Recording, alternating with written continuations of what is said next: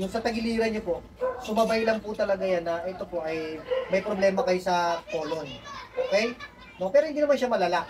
Possible na kaya nawala siya kanina kasi kumbaga baka hindi lang kayo natunawan or may bakterya lang kayo nakain, no? Pero mas maganda. Pero napacheck niyo sa doktor po yan, hindi pa po. Hindi pa po. Okay. Pero nagpa-check up na siya nung last. Kung sakali po talaga na na walang nakikita, ipapa-check up namin sa doktor kasi. Pero yung nung nagkasakit yung nagkaroon siya ng pain dito, nagkasakit siya hindi po. Nagpa-check up hindi po sa doktor. Nagpa-check up po. Anong sabi ng doktor? May nakita? Wala po. O titignan pa lang. Meron pa pong advice na susunod, ipapa-CT scan namin.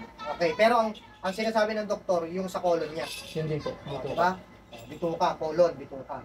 Kasi yan po nakikita ko. Pero yan, yung sa colon ninyo, yung titignan dyan, hindi naman malala yan, huwag kayo mag-alala. Possible lang yan, baka may nakain kayo matigas, nasugat. Hindi siya, or nakakain na madumi. Yan po, kaya po siya lumilipat, ma'am. Kasi habang tumatakbo din yung pagkain nyo, yung dumi, yung waste ng katawan, tumatakbo din niya, kaya lumilipat. Okay? Pero hindi yun yung gawa ng kulam ninyo. Ha? Yung kulam ninyo, mga palipad hangin lang yan. No? Pero yan, pang-physical na sakit po yan. Okay? Kaya tingnan nyo, wala naman kayo kinukwento, nagpa-doktor kayo. Kino-confirm ko lang. Sabi ng doktor, kaya sinasuggest yun, dahil dyan talaga sa colon yan. Ha? Ngayon, mas maganda, hindi pa kayo na-check up sa colon.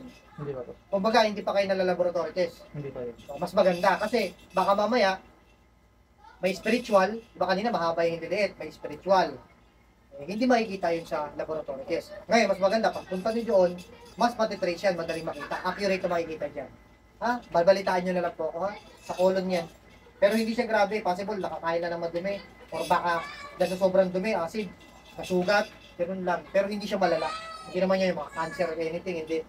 Gumagapang lang yung dumi, or kung bukod sa gumagapang yung dumi. Ayan yan. Dumi lang yan, nakakaya kayong dumi. Or baka mamaya, inaamiba na kayo. Pero, antayin nyo yung magpa-laboratory test kayo, ituloy nyo yan, ha? Para mas makasigurado po kayo. Pero yung sa spiritual mo, palipad hangin po yun, pero hindi po yun ang dahilan kung bakit kayo nagkaroon ng problema dyan sa colon nyo. Natural lang yun na sakit na talagang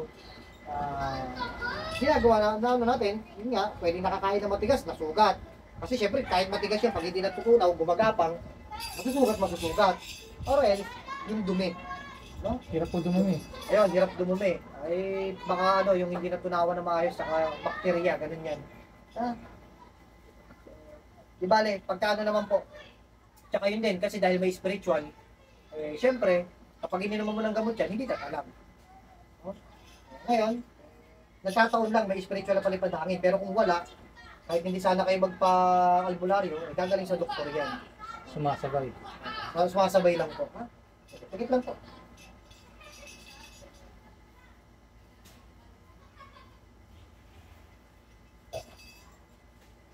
Bidilat po kayo na ubusin po ito. Kaya, kumbaga, siyempre sabi ni Sir, ina-assume nyo kasi nung pumunta dito, sabi nyo, galing probinsya si nanay. Nung pumunta dito, dahil magpapagamot sa manggagamot, ang sinasabi nyo, biglang nawala na yung sakit. Kanina daw umaga. Kanina umaga. Pero hindi dahil, nagkataon lang yun, hindi dahil pupunta sa manggagamot po, ha? Kundi, talagang, siyempre, gumagapang nga yan at siguro na medyo nakapadumi na nababawas-bawasan po yung bakterya sa katawan. No? Yun po yung dahilan yan. Kaya medyo nababawasan na rin na parang nawawala. Hindi yung sasabihin na yung iba pag manggagamot, tatakutin ka, naku, kulam yan. Kasi pupunta ka sa malakas makapangyarihan ng manggagamot. Kaya nawawala na, alam mo pagpagamot kayo dito. No? Pero yung mga palipad hangin, lang po yan. Hindi naman siya din masyadong malala o grabe. No? Hindi rin siya... Nakakaperwisyo lang talaga. Opo, ganun lang. Para nakakabalisa.